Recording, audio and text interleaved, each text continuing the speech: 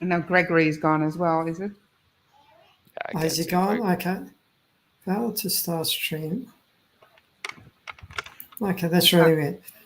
Um, okay, well, it's streaming. It says it's streaming again. Oh, Gregory, you've come. Adrian, we can see you. Adrian we can see, but Gregory we can't Gregory's see. gone. Oh my So we gosh. can't hear Adrian.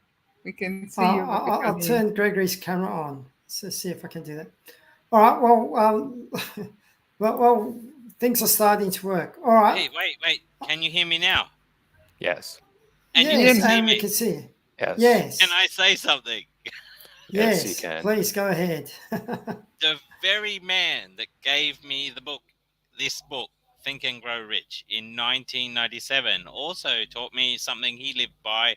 I kind of do it sometimes, most of the years that he told me, is think like a man of action and act like a man of thought, which I kind of used as a go-to in many situations. But I think as a procrastinator, your highest level of procrastination is when you have a lack of confidence and also a lack of knowledge of what you're doing, because both of those things stop you from being decisive. You fear, with the lack of courage or confidence, and you also fear being wrong by not having the knowledge.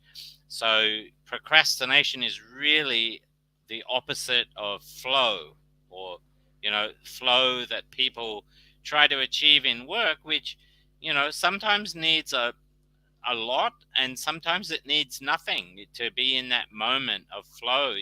Sometimes you might have music in the background or noise or something you're blocking out, and sometimes you might be in total silence. I had a very productive morning and afternoon today, not being working at home, but I was surrounded by lots of noises and distractions, but I was blocking them out, and a lot of them were adult sounds rather than children sounds that I normally hear. So, and I didn't have music or anything. So, but what Dylan was saying, I agree. If you compare it to going traveling, or driving somewhere, if you know where you're going, you can get there a lot faster. You can take the route that you want to take if it's um, a multi mode travel, like you're going by boat and plane and everything. Whereas if you're just wandering or you're just driving aimlessly down the street, you won't necessarily go the shortest route or the shortest way or the most efficient way, or maybe even not even.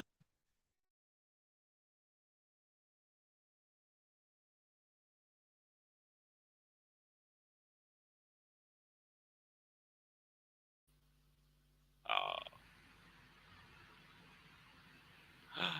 now you're muted. Yes, we can hear you. So did I? You can hear me now, right?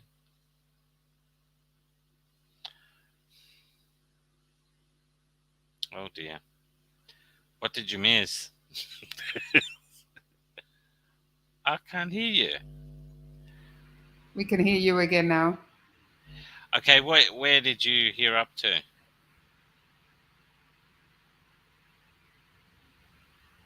Can't hear Paul now. God, what's going on? I think we need to be quiet Uh, and silent. And when you're silent and quiet, you find Have the answer have within you, 5 minutes. Paul? Have you? I'm going to be honest. I'm trying to do in the background the microphones and all that, and I think I'm hitting the wrong buttons. So Yeah. I think it's my error. So I do apologize. Paul, do you The also kids were have a making. do you have a setting in there that is like in Zoom where the person speaking goes, it gets highlighted and moves? Because Um, it might also be defaulting to that, and because of a lag or something. I mean, this is a very busy time for the internet in general, anywhere, mobiles and phones, no matter how great they are. It's the busiest time. People calling home for dinner or making excuses about why they're not going to be home for dinner. So a lot of communication at 7 p.m. Mhm. But Uh, I mean, the simplest thing is procrastination. If is like travel. If you don't know where you're going, you can be traveling for a long time. Look at Gregory. I mean, if he didn't know where he was going, he would be driving everywhere. Look at Dylan. If he didn't know what job he was applying for, he would be all over the place trying to create a resume and a cover letter that fit everybody, which it wouldn't. And let's face it, if you had the perfect marketing message for everybody, we would all be rich. But no marketing message is ever perfect for everybody. Coca-Cola hasn't done it, and neither has McDonald's. It's always a different message. yeah, look, that's well said. Nicolette, what do you want to add to that? Yeah, what I was saying before, but I think we got a bit Yeah. miscommunication there. Was what was in the book as well, like tell the world what you intend to do, but first show it. But it's also be quiet first and listen internally to yourself, because that's where you find the answers, and that's where the alignment is. And if you're not quiet and you're just busy with all the distractions from the outside world and not listening inside to you, what who you are and what you want, that makes the decision even harder, because you're not in alignment. You don't have that compass where to go to, and you're lost. As Adrian was just saying, if you're traveling, but the travel is yours. It's your journey. It's your journey where you're going. And if you don't listen to yourself and you're not quiet, how are you going to get that answer? You won't. So then making decisions is very hard, and it seems very hard, and it feels really hard and overwhelming, and anxiety comes up and all those other emotions. But it's like, if you're clear, you're not confused. Opposite of confusion is clarity. It's really easy to make decisions, and if it feels good, you just go for it, because it's just easy to make that decision. There's no procrastination. It's just a thought, what is in your mind, that you need to overthink things, and you just need to make it harder on yourself than it really is. But if you know what you want and who you are and what you stand for, and whatever Adrian was saying as well, like no marketing message is perfect, but if deep inside yourself you know what you want and who you stand for and who you are, decision making is really easy. You just go for it.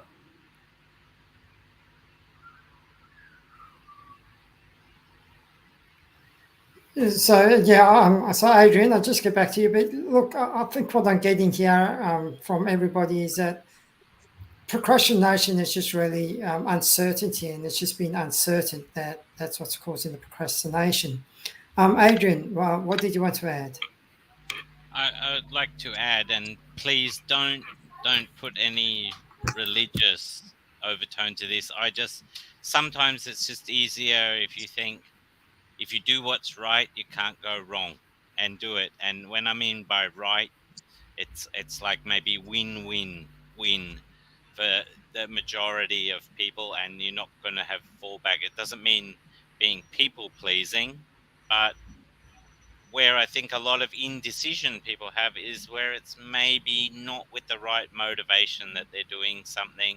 There could be some fallback from it, or their intentions are not genuine, um, or, or or their motives might be questionable.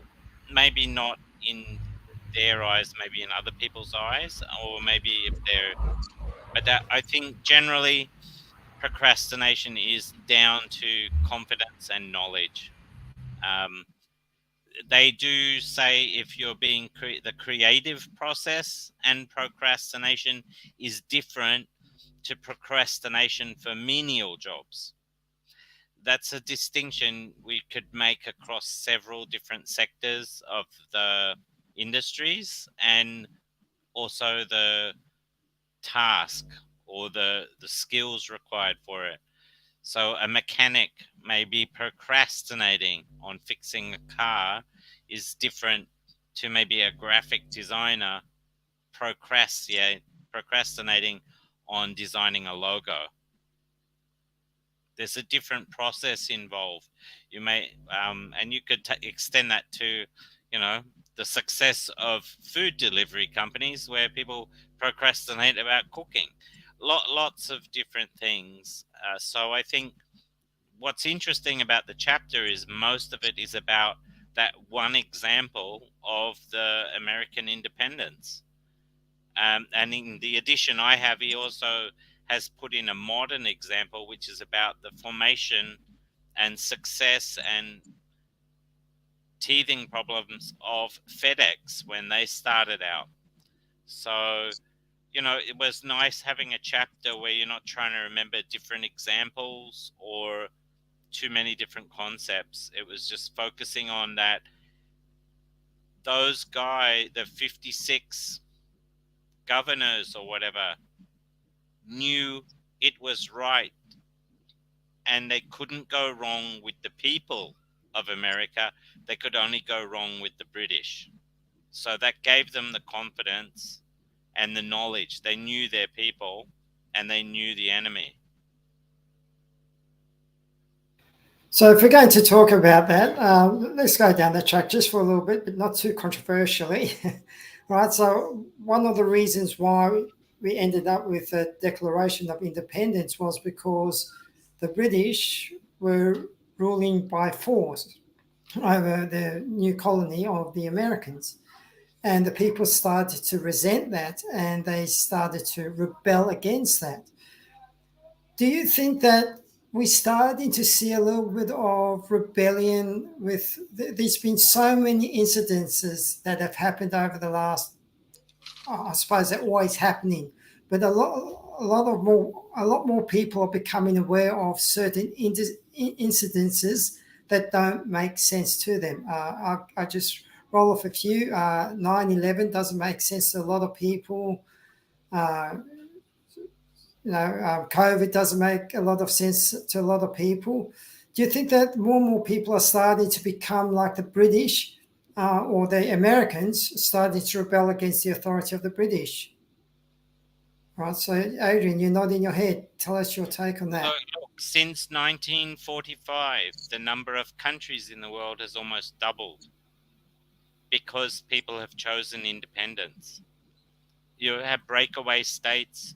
You have the rights of indigenous people across the world. I mean, a lot of people even don't even know that Taiwan has an indigenous race there that is more closely related to Filipinos, and that they were colonized by the Japanese the Chinese took over in the same way any other people took over somewhere from indigenous people, and then themselves were colonized for a length of time by the Japanese that like infiltrated so much of their culture and the way they build and eat and how they operate. So you've got not just the black and white of the oppressor and the oppressed, you also have other layers in other countries. Look at some parts of Europe, some parts of Africa where there's been overlaps of colonization and success through war. So while the number of countries has nearly doubled and increased tremendously, and also those groups, those tribes, people with certain tastes. So it's beyond race. It's people who identify as being the same as certain other people. That can come down to like people who like to drive BMWs as much as it can be people who dress a certain way according to their culture. Humans are tribal, and you see a huge push for universal acceptance of everybody, no matter what group they belong to and what subgroup, because none of us belong to just one group other than the human race. We are from different countries, but we have normally look at Australia. 51% of our country's population is immigrants directly, or their parents were immigrants. So they have not just a race or a culture overlap, they also might have an education overlap. They might be the first university graduates in their family. They may be the first ones that have interracially married. They might be the ones that are the first ones to be vegetarian or vegan, or well, all sorts of things. They might be the first ones to, not have a fixed abode in a safe country. There lots of different things that people identify with. So we're multi-dimensional people, and the book is really talking in black and white. I'm not um, critical of it, but you can see, yes, you are correct, Paul. More and more, there is a push for people to accept and break away from, accept a new beginning and break away from oppressing situations or status quo that's not acceptable. Yeah, I tend to agree with you. And I know we're going to get a little bit off topic, but I might just go down this way a little bit quicker. Now, we're talking about the third dimension and the fifth dimension, and everybody's talking about moving into the fifth dimension. And so I'm going to ask Nicolette, because this is her area of expertise. What's your take on that? I saw you smiling as well. We're not going to it, we're already in it. We've always been it. The dimensions are here. The 6th, the 7th, the 8th, the 10th, the 20th, the 40th. It's here. But some people will be stuck in the third forever, and that's fine. That's living here on Earth. It's a But shame moving to Angelica's it, not here.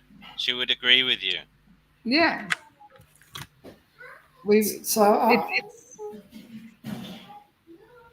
it's when you're ready to move. We all move through. The fourth is like dreaming. The dream world is already hypnosis is a state. There's all different states people are already in so often. Meditation is a different state. It's a different dimension. It's how deep you take it. But people are in the dark at the moment. There's so much darkness around, and that's why depression is there. That the suicidal is so high, sky high ever. Till you move out of the darkness and do the inner work and the real deep inner work. Let go of all those masks, and I'm not talking just those ones, but the other ones as well. The mask and the labels you all been put on, and let go and really truly find your inner self. Let go of all the freaking ego and power, because that's what destroys everything. And find your true self, who you truly are, without ego, coming from the heart, living in the light, being the light worker. Make the change because we are the change. You shift to different dimensions, you shift to different frequencies. It's first the concept of the awareness, and you're consciously aware, and you shift through different levels of consciousness. When you shift through different levels of consciousness, you will, or there's no other way that you're not in a different dimension. You can't do one and not the other. I don't know if you saw it, and sometimes why it's hard to explain, but we can explain it because we speak the same language. It's speaking a different language. And it's the new world, and it's a different language. Might not be Dutch or German or French or Spanish, but you start to speak a different language. And sometimes you can't explain it because there's no words for it, because that's the different language you're speaking. It's a different dimension. It's a different language. It's not. You can't logically in your head understand it. You can't verbalize it with words. It's That's the why they say you vibration. got. It's a vibration. It's a frequency we vibrating on. That's why you have light workers in the light language, and they channel that through, and they start all of a sudden they start speaking. And people go like, "What are they saying? I don't understand the word." That's fine. When you get there, then you will understand that language as well, because you will speak the language of light, and you speak the language of love. But for me, It's really that soul retrieval and that soul realignment, to be in alignment with your own soul. And people need to do a lot of work before they really come to that path of the soul realignment. And a lot of people don't want to take it because it's scary. It's dark. It's unknown. Where do we go? How do we get there? We want it, but we don't know how. Some people want to know the how because the logically in the mind need to think about what is the next step to get to the 5D. But it's not to get there. It's the journey without a destination. I always say it's not being emotionally attached to the outcome to where you're going. You're already there, but some people will never vibrate on that frequency of the 5D, 6D, 7D, 10D. And that's what I spoke to you last time about, Paul, as well. And I can't put it into words because you can't. I worked with an amazing healer, but healer, she's like, she does this work with me, not to me, but with me. And she's up in, like what I said, the 43rd dimension. But she can't explain to us what she does because the work she does is not describable in words as we know words here on earth. I don't know if I'm rambling on or it makes sense. No. I'm falling in love. All right. Well, I might try and get back on track. I knew we were going a little bit off track, but I know what I'm experiencing in my life is that I think there's becoming a bigger divide between the power bases and the common person. And I'm just feeling as though we're getting more and more. Yeah, I saw your daughter running. I thought in the background. Now, I, I'm starting to feel that there's a bigger divide between the power base and the masses of people. And if we have a look at history, history continues to repeat itself in that when that gap becomes too big, we have what happened in 1774, 1776 was a Declaration of Independence. And that's really what it all came down to, is that power base was too powerful.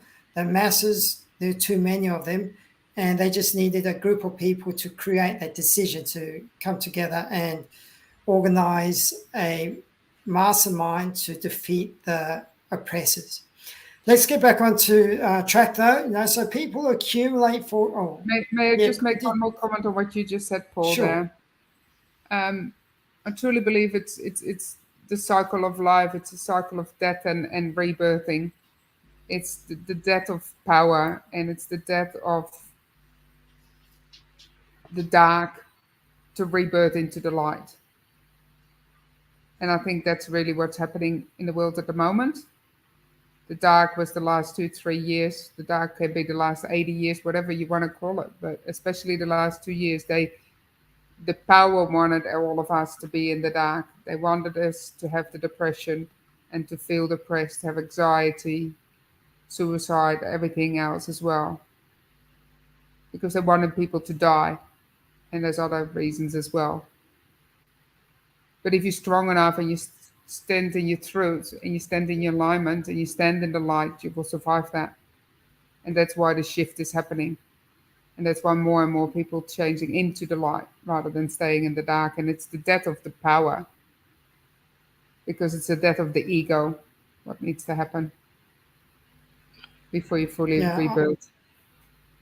I think we're coming to a point in our history, in the near future, where the principles are described in this book, especially when he went on to talk about the freedom or death of a decision. When he talked about the independence, I do think that we're approaching a time sooner when I think we're going to, as you say, have a lot more people change from the dark into the light.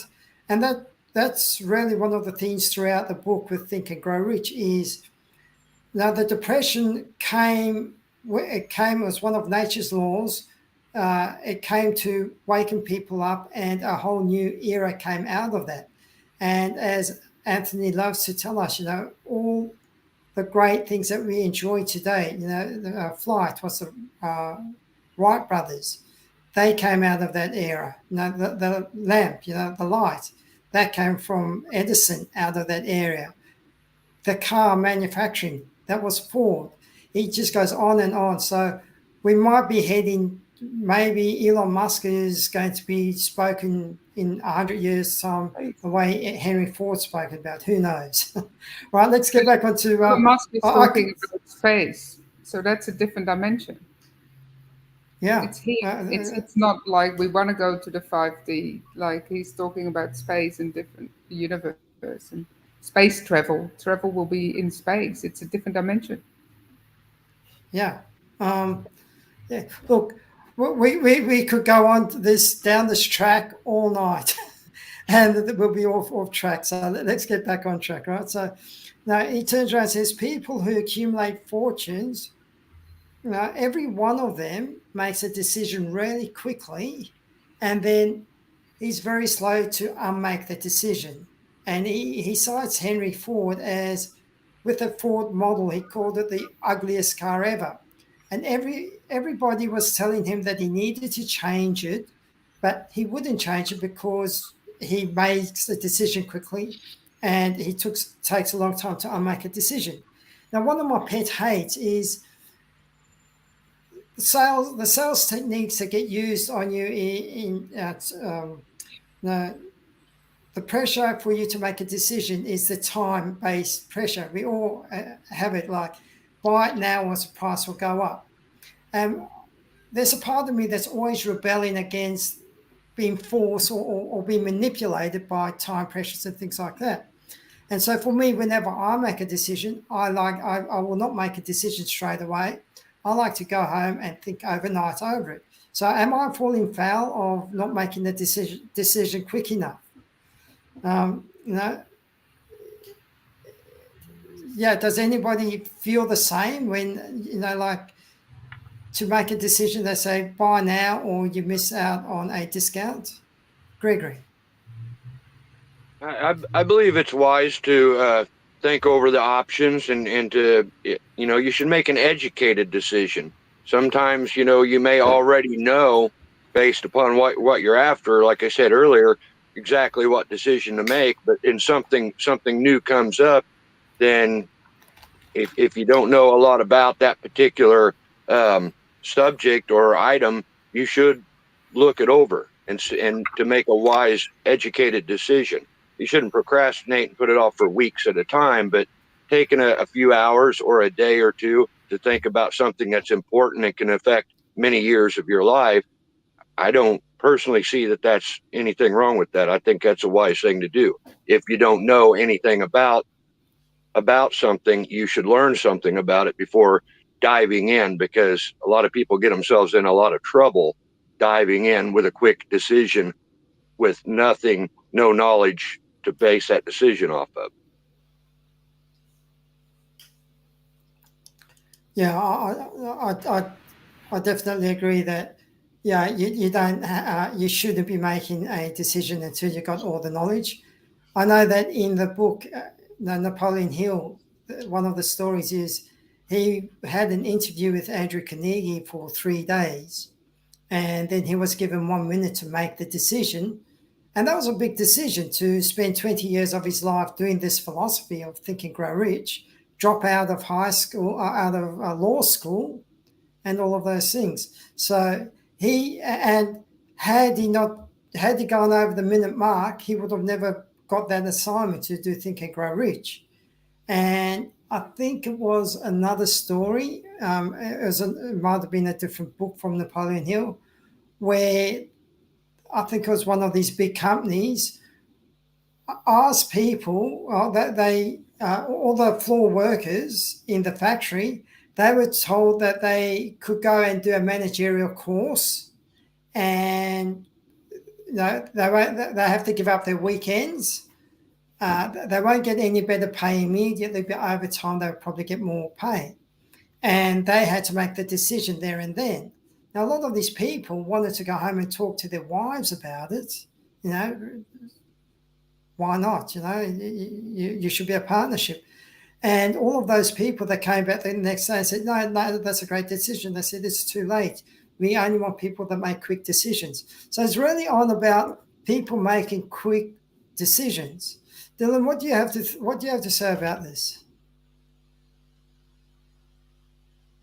Yeah, you're on mute. I'll unmute you.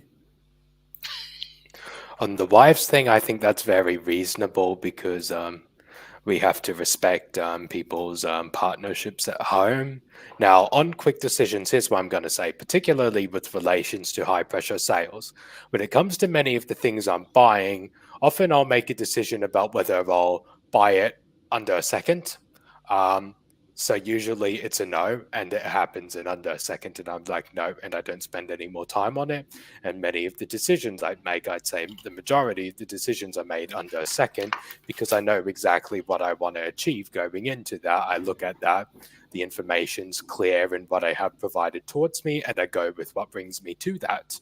Now, from time to time, I have found myself taking longer periods of time to make a decision, and it's exactly as Napoleon Hill says, and that's because I don't know what I want, and that's the case. So I think the thing is, when you know what it is you're looking to get out of things, I think decision making becomes very easy when you can evaluate what brings you closer to your goal, and that can happen just like that.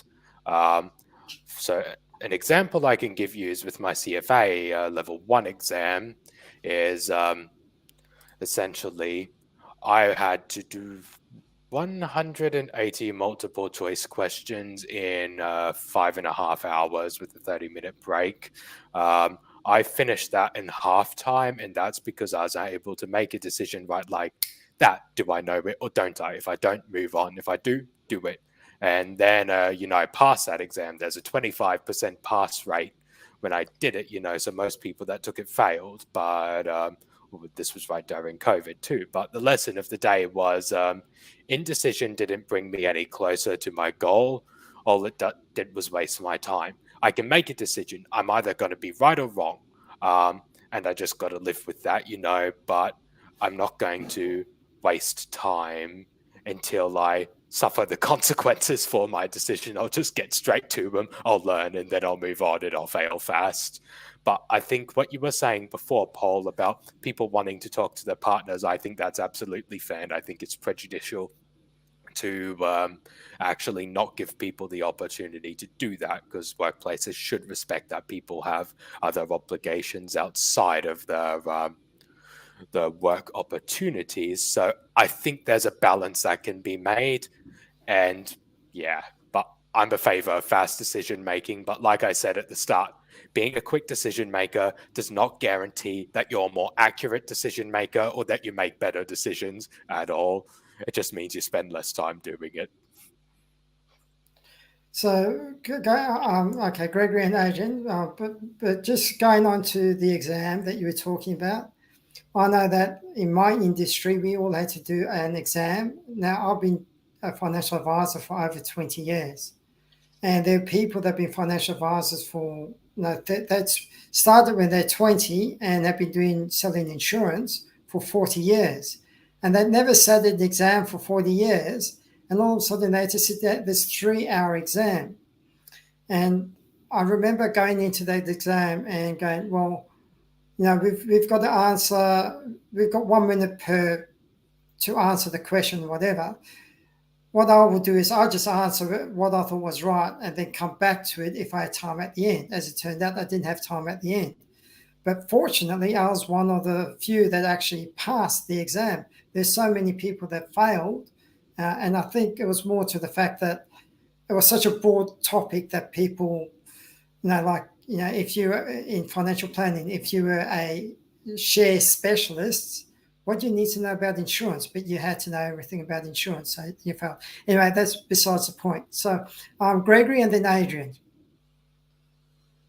Yeah, I just wanted to comment on the decision making a quick decision. it is good to well, if you know where you're going, you're going to make a decision a lot quicker and easier, like Dylan said.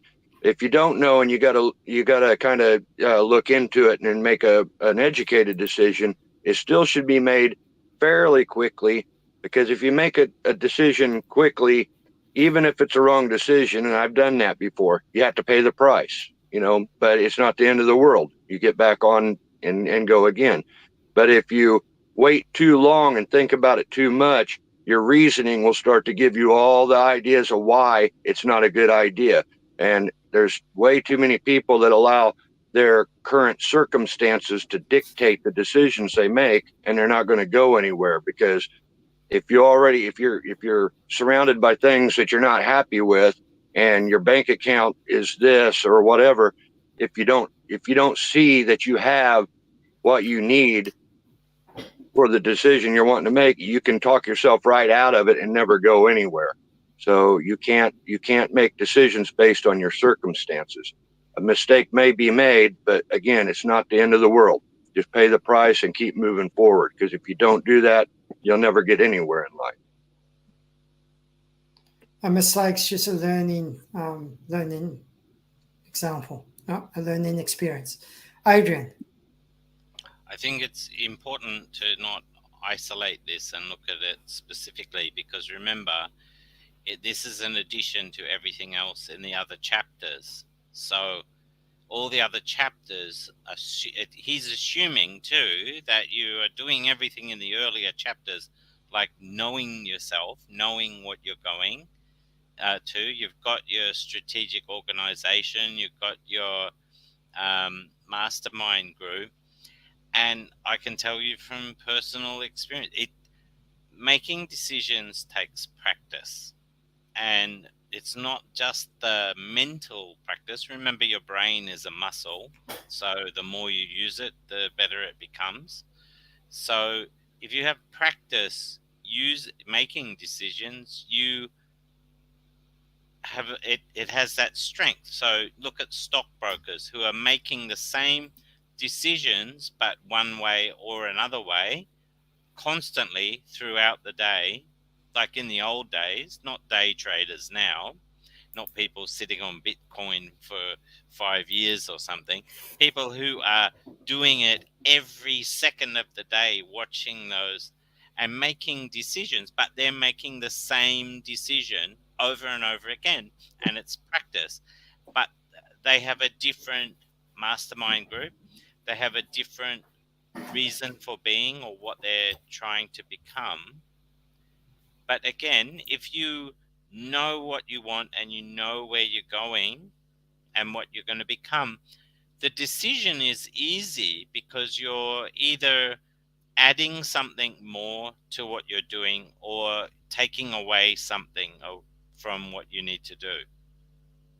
So you're either making more effort or doing less effort with that decision, or you're paying more money or losing, or losing an opportunity for money or losing money. But it's always about either gain or loss. So we do have quite a lot of practice doing this in our lives, but applying what we know in the office or in our work to personal life, and using what we know in personal life for our work life, is sometimes, people don't do it because it might not be immediately appropriate to do it in that environment, but you can adapt it to use the same process, because I'm sure Nicolette would agree, if you get to those higher levels of consciousness, you're not making a decision, you're going between the other forces that are maybe either opposing you or forcing you.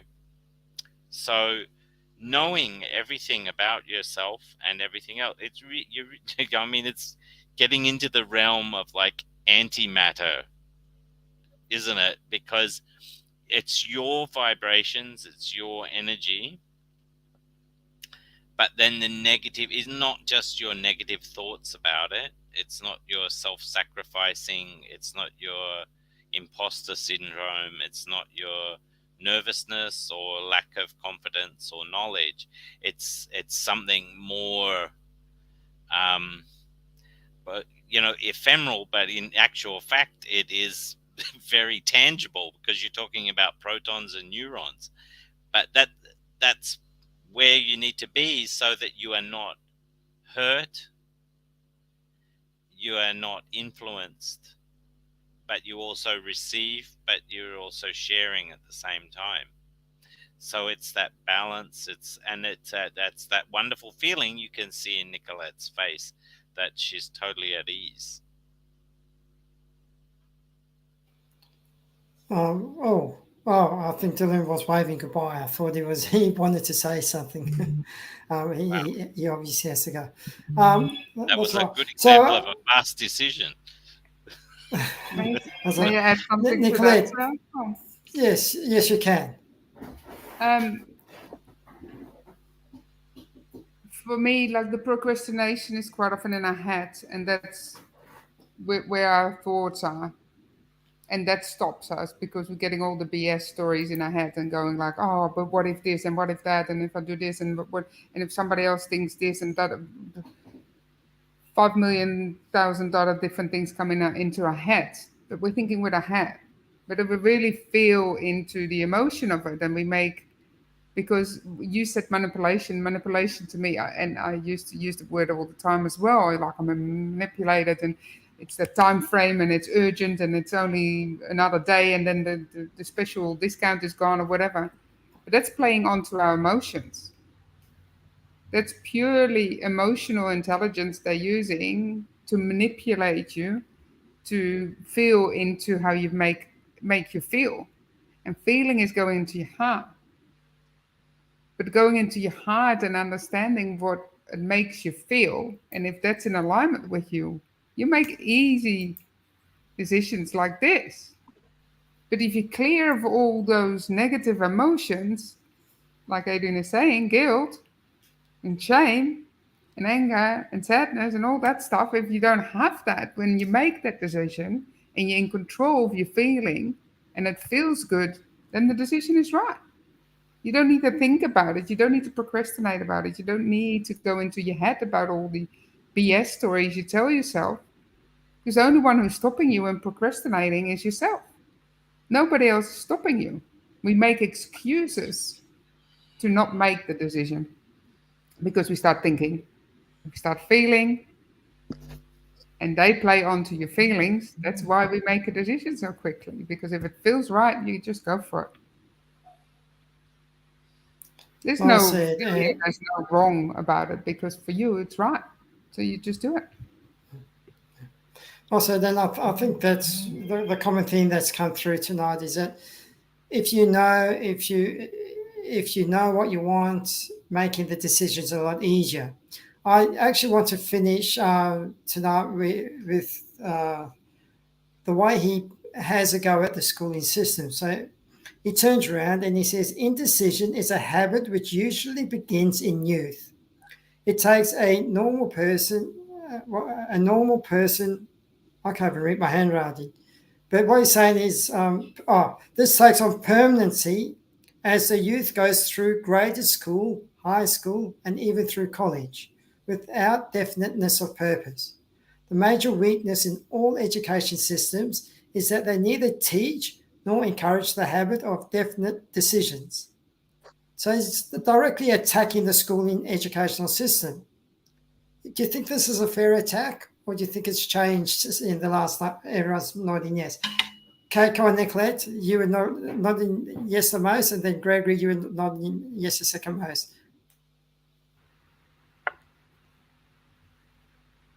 To see the trend of, I don't have children personally myself, but to see the trend around me and around the world of parents taking their kids out of school and homeschooling.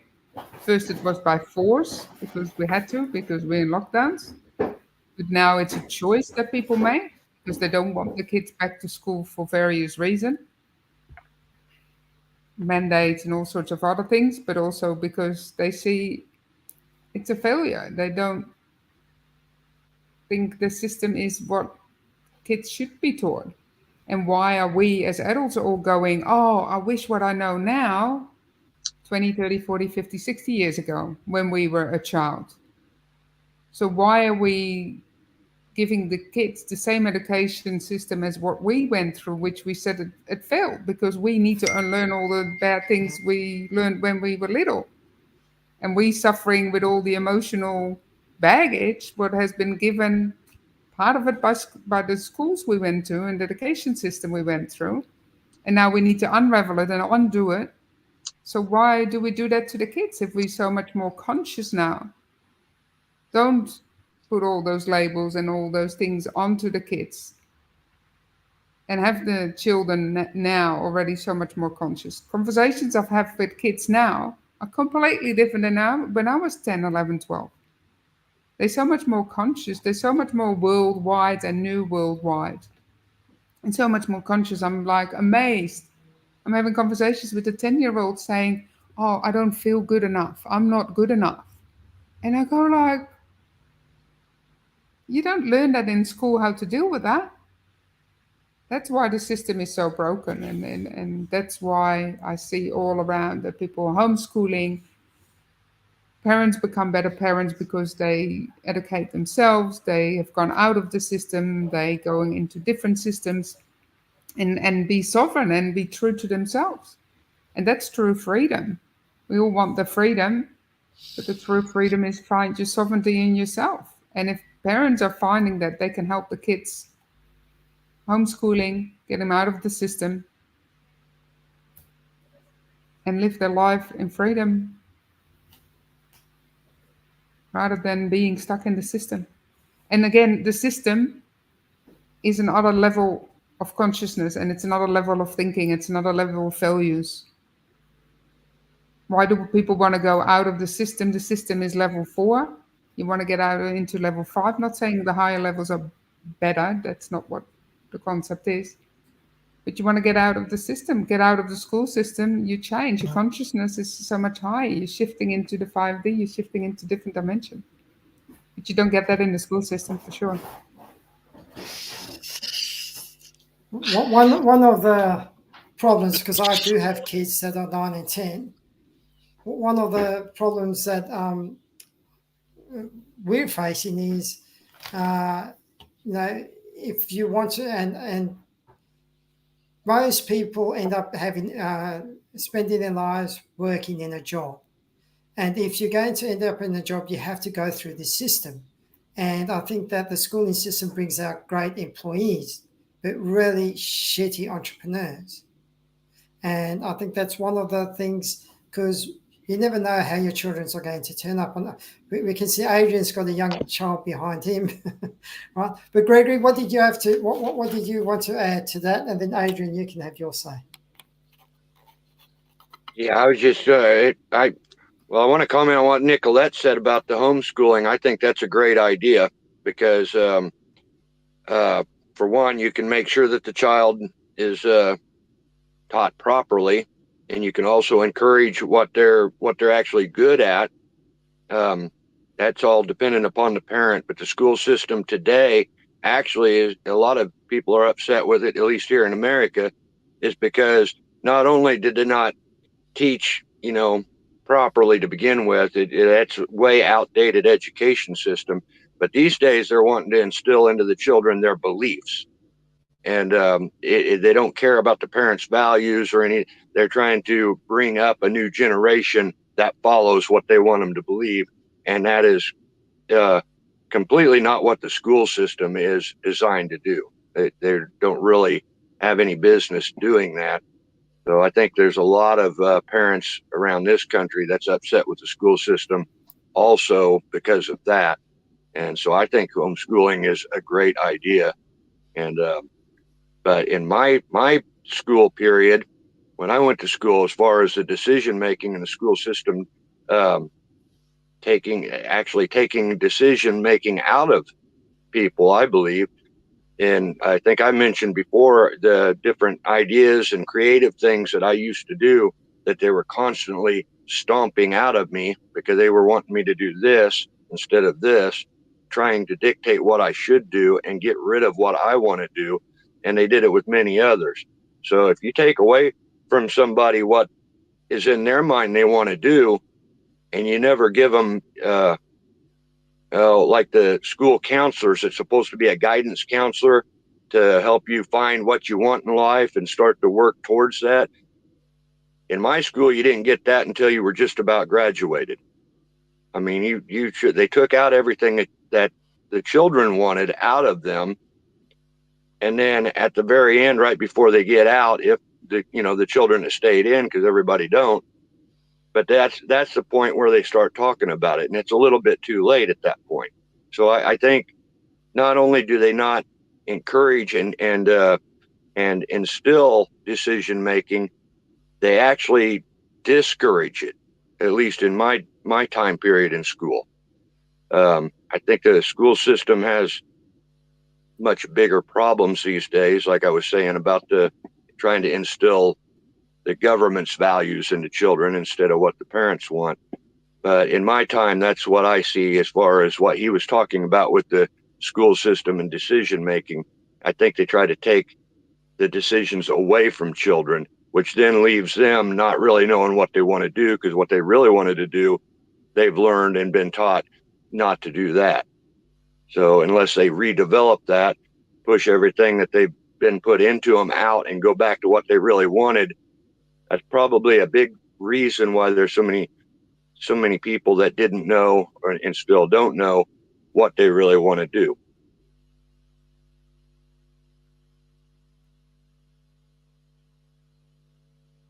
There, I was muted. Yeah, no, I love the way when you turn around that the government's trying to inject their belief systems into the children, which is frightening. And the second thing, I forgot what you said. I should have taken it down as a note, but there was another very good point that you made. Adrian, you put your hand up. What did you have to add to that? And you like me, you've got a young child, so we have to make these decisions. Three. You got three. I got two. Yeah. Three, and I would say, look, for Gregory and Nicolette and Paul, remember, it takes a village to raise a child, and the school is not the whole village. It's a part of the village. The bigger part of the village is your family and your extended family, your neighbors, your friends, other people. And we discussed this in the education chapter. You should not ever rely solely on the schooling system or the education system. A lot of it, there's something wrong. So I'm actually researching into where it went right for me in not just primary school, kindergarten. And I didn't go to like a fancy Montessori kindergarten out in the forest or something. I went to a suburban kindergarten in the inner city. But where it went right was my parents at a very early age said I could be whatever I wanted to be when I grew up. It started there. And I'm afraid a lot of the problem students and, high school, Gregory, the career counselors, it's too late when they're teenagers. By the time I was 7, I had already spent 3 years dreaming about the one thing I wanted to become. The next 15 years, everything I did was about becoming that.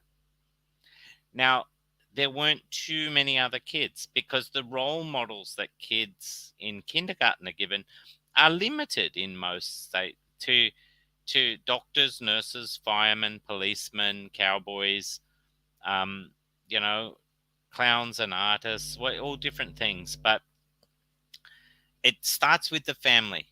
And if the family are not encouraging the child to, they don't have to oppose the teacher. They just need to critically think about what they're being taught and make the decision themselves. Is that become a part of them?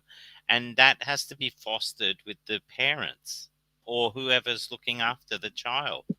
The average 3-year-old asks 400 questions a day, and I have done this 3 times. I have listened to the 400 questions a day 3 times with each of my children when they were 3. Do you know how many times they hear no when they're 3 years old? About 399 times. So we are at home training our kids to accept failure as an option that's going to come up more and more, that they're going to be not doing things. But however, the biggest thing to do is say yes to them being able to think or believe or pretend that they can be whatever they want. Whether it is a girl wanting to be an engineer, whether it is a boy wanting to be a ballet dancer, that simple.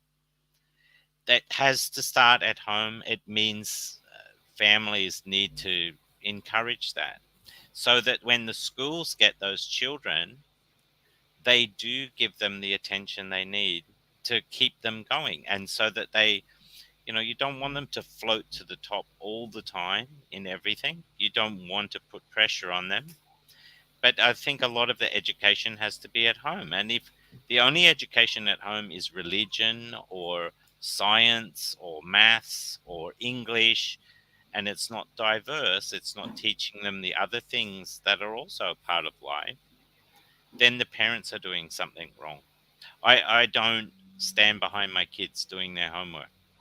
Okay? If they make a mistake, the teacher is going to correct them. If they keep making mistake, teacher will tell me. It's not that I've outsourced to the school, but for me, the school is not the only thing they have to be good at.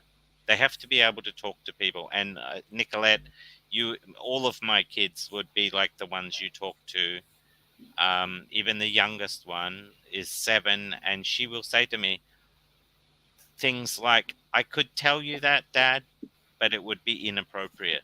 Like, she has that level of consciousness that she's got the knowledge, she's got the confidence to tell me, but she's made a decision not to tell me because there is another influence there that is not desirable.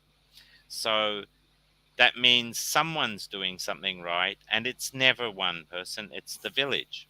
And the village means TV and radio and whatever media, what books they're allowed to read, what things they're allowed to.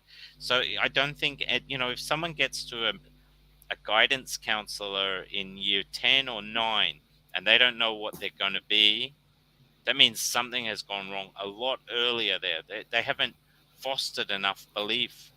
And it can't be to become a millionaire, because the millionaire has to be a millionaire making a million at something.